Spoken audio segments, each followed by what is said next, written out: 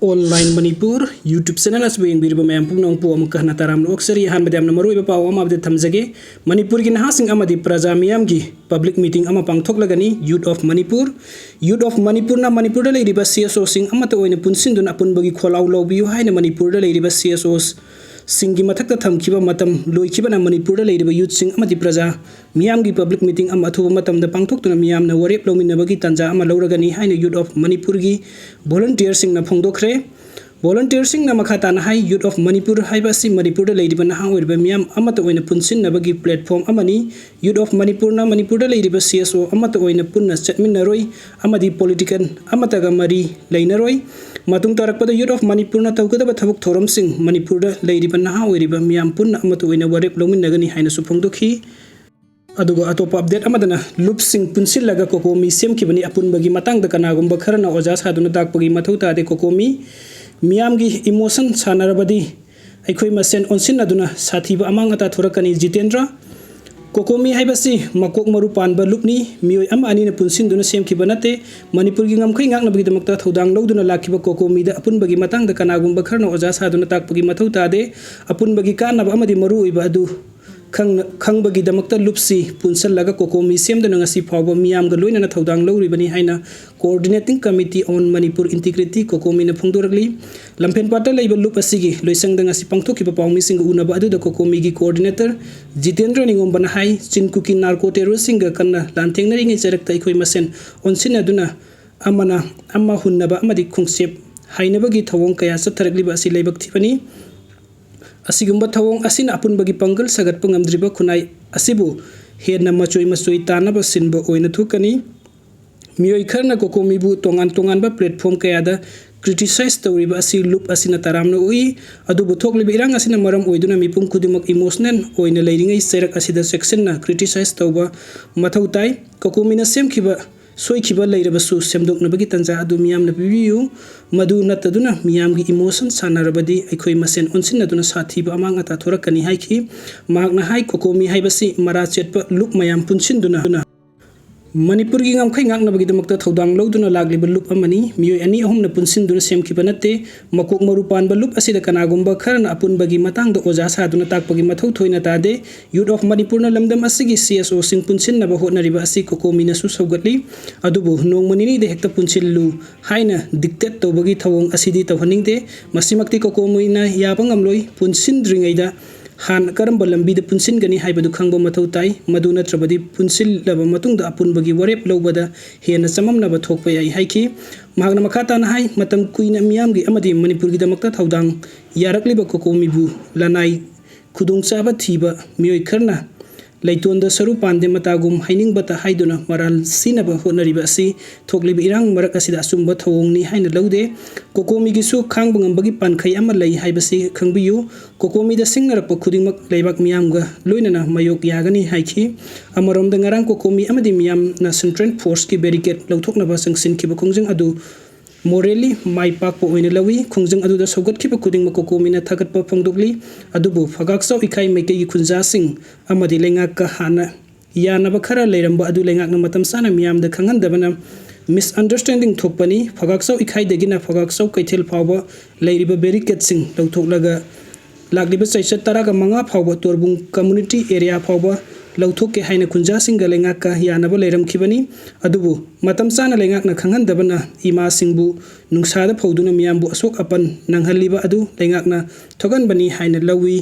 haiki aduga atopa update amana liangmai phurup ki miyoi amadagi sel khai kiba leite UKLF haukiba September manga de liangmai phurup ki miyoi amadagi sel khai kiba leite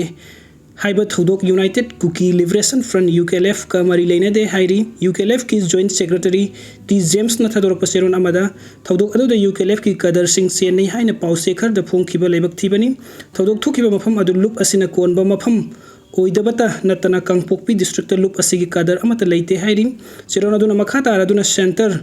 Lengaka lalhau lup asiga kudek pina kiba numitudagi sugi satna kanglon thugaiduna lup asina miyamdagi sen khai kiba leite thauduk aduki matangda lup asigi ming sizinnarakpa miyamna thajabiganu amadi makhatana lup asigi ming sathina kanagumba miyoi amatana hotnabiganu haina su phongdorakli wa mathangi update asina CSO sing kok chungchinabagi mifam pangthokre pung nifuni pangi public curfew sawgatna ba lepnakre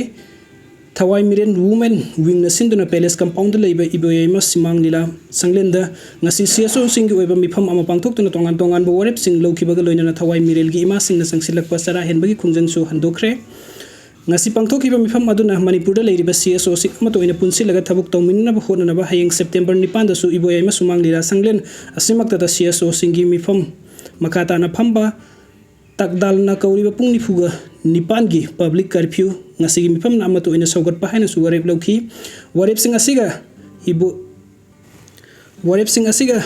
iroina na Thawai Mirel gi ima sing na sangsilak pasara henbagi khongjang khudak ta handok pa haina su yanaki ngasigi mifam adu the Human Rights Commission Manipur gi hanagi chairperson Khaidem Manina moderator oibaga loina na Thawai Mirel Women Wing gi advisor su oiriba Amkil gi President Laurembam Nganbi amadi MU gi Department of Law gi Head Professor Yumnam Premanandana Thauram Mapusing oiki mifam adu da saruk yakiba Thawai Miren Women Wing gi convener TS Sustana hai status da thoglibi irang asi laksin na lamdam as da leiriba CSO sing amato oina punsin naduna khonjen amadata lanthing minasi aikoi amato oina punsil laga kholaw lawba matamda center na taroidabagi maram leite haibo wafam thamki magna makha taraduna oiriba phibam asida lamdam asigi mamasing tumina leithokpa ngamlaktre maram asina Thawai Miren na irang asi loisellu haiduna khuthang sara henbagi khungjang sangsillakhibani lengak pairiba sing asina lamdam asigi miyamna mihut oiduna thagatkibani mikhal matamda ima singna